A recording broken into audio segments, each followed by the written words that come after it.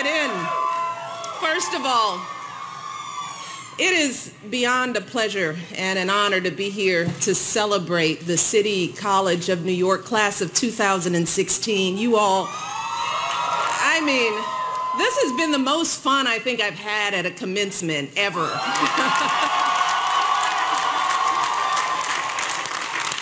Let me just say a few thank yous. Let me start, of course, by thanking President Koiko for that wonderful introduction, for leadership here at City College, for this honorary degree. I also want to recognize Senator Schumer, Chancellor Milliken, Trustee Shorter, Edward Plotkin, as well as your amazing valedictorian, Andoni Mortakudis. Did I get it right? Andoni. And your amazing salutatorian, Aruba Al-Mansouri. I really don't want to follow those two. If anybody is wondering about the quality of education, just listening to those two speakers lets you know what's happening here. And I'm so proud of you both and to your families. Congratulations. Well done. Well done. And of course, let us not forget Elizabeth Klilu for her amazing performance of the national anthem earlier today. She blew it out of the water. But most of all, I want to acknowledge all of you, the brilliant, talented, ambitious, accomplished, and all-around outstanding members of the class of 2016. Woo! You give me chills. You all have worked so hard and come so far to reach this milestone. So I know this is a big day for all of you and your families, and for everyone at this school who supported you on this journey. And in many ways, this is a big day for me too. See, this is my very last commencement address as First Lady of the United States. This is it. So I just want to take it all in, and I think this was the perfect place to be, because this is my last chance to share my love and admiration and hopefully a little bit of wisdom with the graduating class. And graduates, I really want you all to know that there is a reason why, of all of the colleges and universities in this country, I chose this particular school in this particular city for this special moment. And I'm here because of all of you. I mean, we've talked about it. Andoni, I'm going to talk a little bit about diversity. Thank you. Just look around. Look at who you are. Look at where we're gathered today. As the president eloquently said, at this school, you represent more than 150 nationalities. You speak more than 100 different languages. Whoa, just stop there. You represent just about every possible background, every color and culture, every faith and walk of life. And you've taken so many different paths to this moment. Maybe your family has been in the city for generations.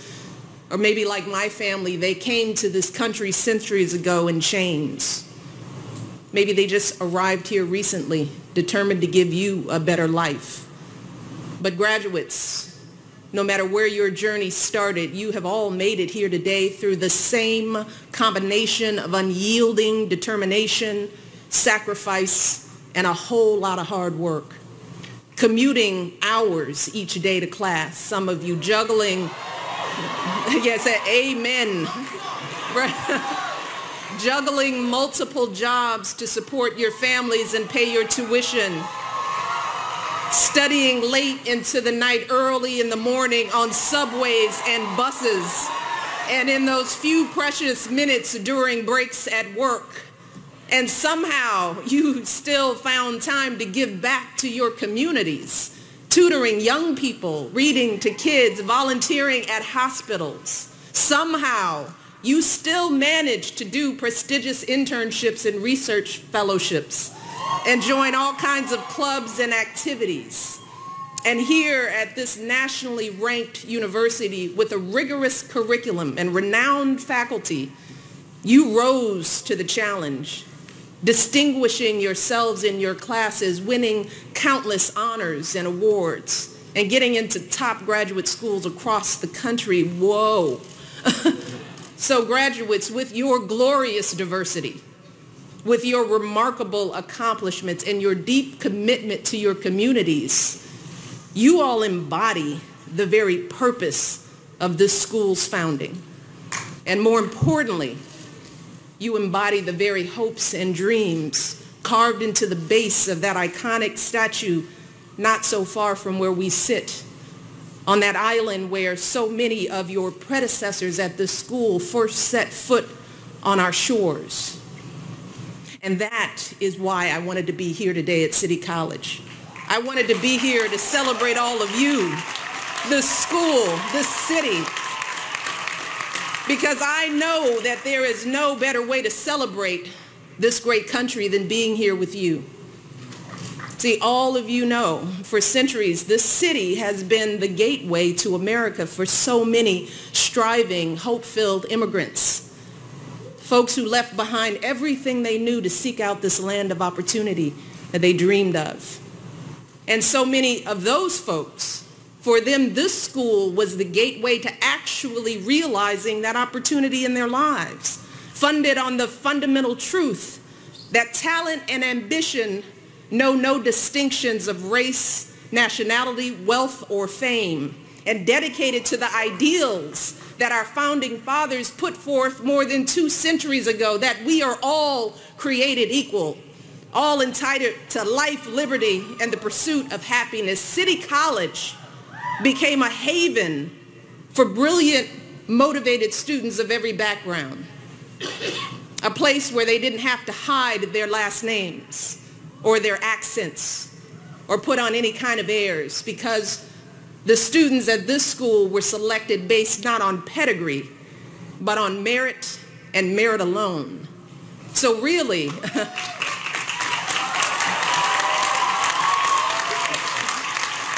it is no accident that this institution has produced 10 Nobel Prize winners, along with countless captains of industry, cultural icons, leaders at the highest levels of government.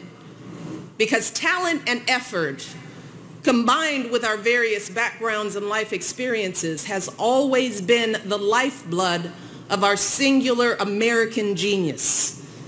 Just take the example of the great American lyricist Ira Gershwin, who attended City College a century ago. The son of a Russian Jewish immigrant, his songs still light up Broadway today. Or consider the story of the former CEO of Intel, Andrew Grove, class of 1960. He was a Hungarian immigrant whose harrowing escape from Nazism and communism shaped both his talent for business and his commitment to philanthropy. And just think about the students in this very graduating class. Students like the economics and pre-law major from Albania, who also completed the requirements for a philosophy major and dreams of being a public intellectual.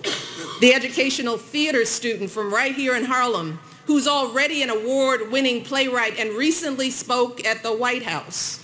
The biomedical science major who was born in Afghanistan and plans to be a doctor, a policymaker, and an educator.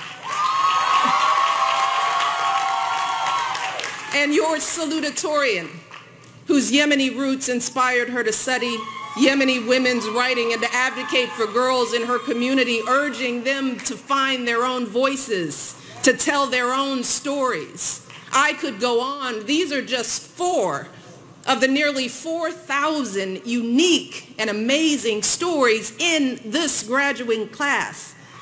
Stories that have converged here at City College, this dynamic, inclusive place where you all have had the chance to really get to know each other, to listen to each other's languages, to enjoy each other's food, lasagna, obviously, music and holidays. debating each other's ideas, pushing each other to question old assumptions and consider new perspectives. And those interactions have been such a critical part of your education. At this school, those moments when your classmates showed you that your stubborn opinion wasn't all that well informed. Or when they open your eyes to an injustice you never knew existed. Or when they help you with a question that you couldn't have possibly answered on your own. I think your valedictorian put it best, and this is a quote, said, "The sole irreplaceable component of my CCNY experience came from learning alongside people with life experiences strikingly different from my own." He said, "I've learned that diversity in human experience gives rise to diversity in thought, which creates distinct ideas and methods of problem solving." That's an okay quote. Okay, you're bright. I couldn't have said it better myself. That is the power of our differences to make us smarter and more creative.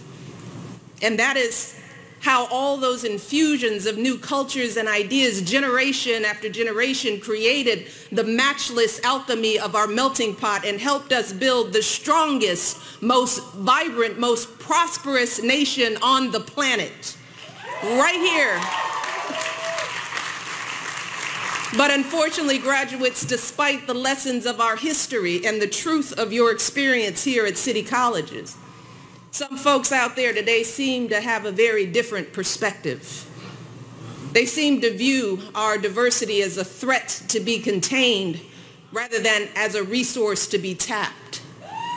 They tell us to be afraid of those who are different, to be suspicious of those with whom we disagree.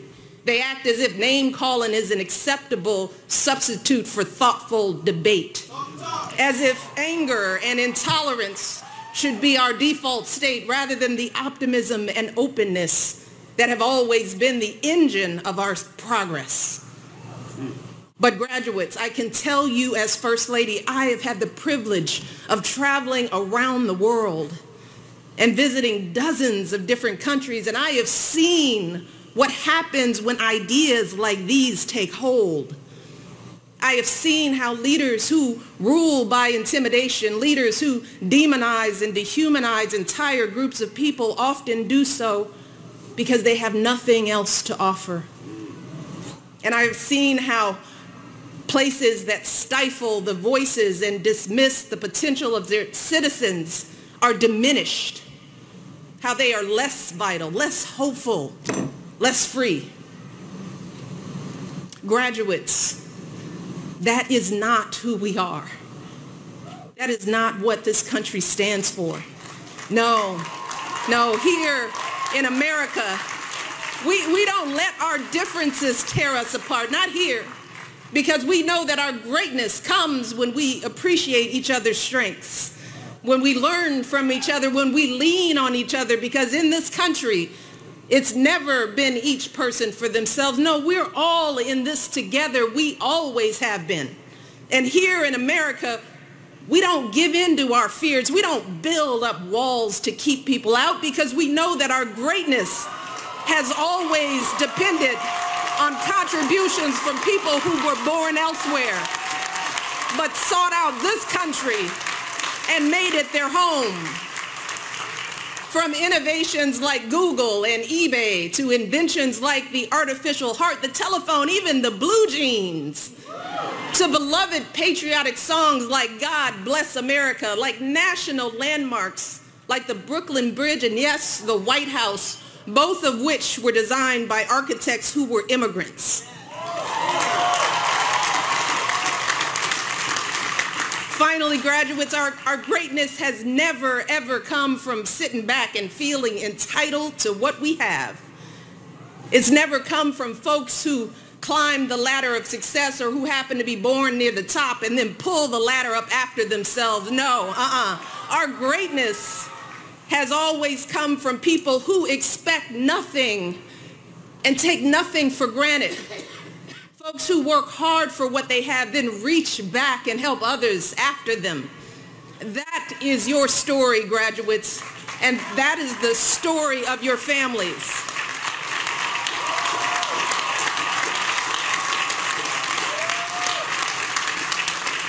And it's the story of my family, too.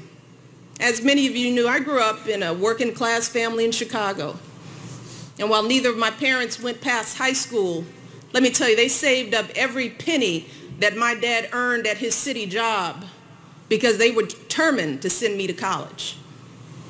And even after my father was diagnosed with multiple sclerosis and he struggled to walk, relying on crutches just to get himself out of bed each morning, my father hardly ever missed a day of work.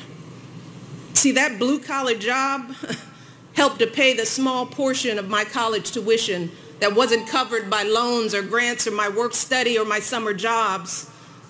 And my dad was so proud to pay that tuition bill on time each month, even taking out loans when he fell short.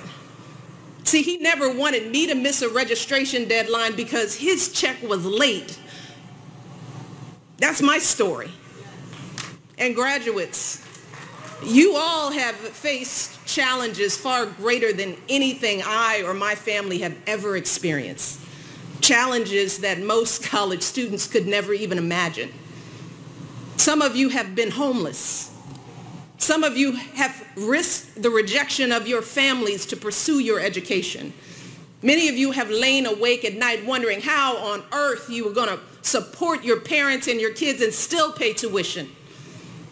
And many of you know what it's like to live not just month to month or day to day, but meal to meal. But graduates, let me tell you, you should never, ever be embarrassed by those struggles. You should never view your challenges as a disadvantage. Instead, it's important for you to understand that your experience facing and overcoming adversity is actually one of your biggest advantages. And I know that because I've seen it myself, not just as a student working my way through school, but years later before I came to the White House and I worked as a dean at a college. In that role, I encountered students who had every advantage. Their parents paid their full tuition. They lived in beautiful campus dorms. They had every material possession a college kid could want: cars, computers, spending money. But when some of them got their first bad grade, they just fell apart. They lost it because they were ill-equipped to handle their first encounter with disappointment or falling short. But graduates, as you all know, life will put many obstacles in your path that are far worse than a bad grade. You'll have unreasonable bosses and difficult clients and patients. You'll experience illnesses and losses, crises and setbacks that will come out of nowhere and knock you off your feet. But unlike so many other young people, you have already developed the resilience and the maturity that you need to pick yourself up and dust yourself off and keep moving through the pain. Keep moving forward. You have developed that muscle. And with the education you've gotten at this fine school and the experiences you've had in your lives, let me tell you, nothing, and I mean nothing, is going to stop you from fulfilling your dreams. And you deserve every last one of the successes that I know you will have. But I also want to be very clear that with those successes comes a set of obligations to share the lessons you've learned here at this school, the obligation to use the opportunities you've had to help others. That means raising your hand when you get a seat in that board meeting and asking the question, well, whose voices aren't being heard here? What ideas are we missing? It means adding your voice to our national conversation, speaking out for our most cherished values of liberty, opportunity, inclusion, and respect, the values that you've been living here at this school.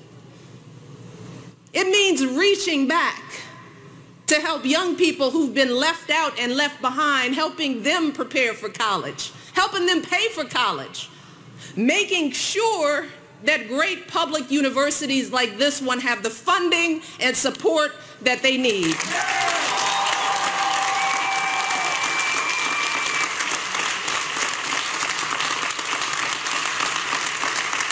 Because we all know that public universities have always been one of the greatest drivers of our prosperity, lifting countless people into the middle class, creating jobs and wealth all across this nation.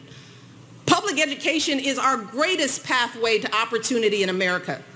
So we need to invest in and strengthen our public universities today and for generations to come.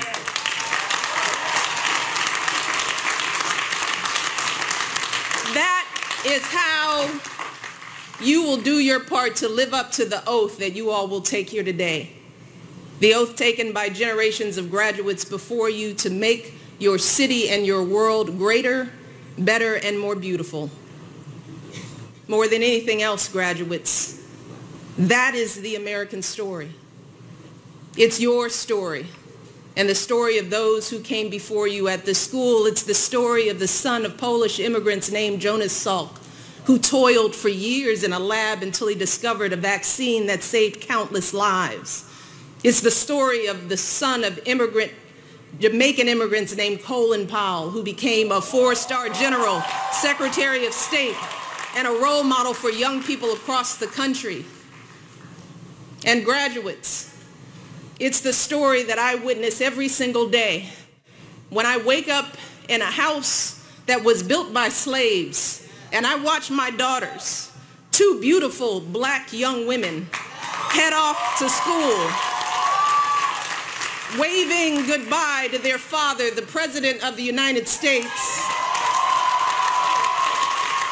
the son of a man from Kenya who came here to America for the same reasons as many of you, to get an education and improve his prospects in life. So graduates, while I think it's fair to say that our founding fathers never could have imagined this day, all of you are very much the fruits of their vision. Their legacy is very much your legacy and your inheritance. And don't let anybody tell you differently.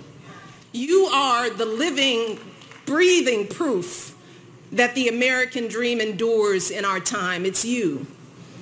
So I want you all to go out there, be great, build great lives for yourself, enjoy the liberties that you have in this great country, pursue your own version of happiness, and please, please always, always do your part to help others do the same.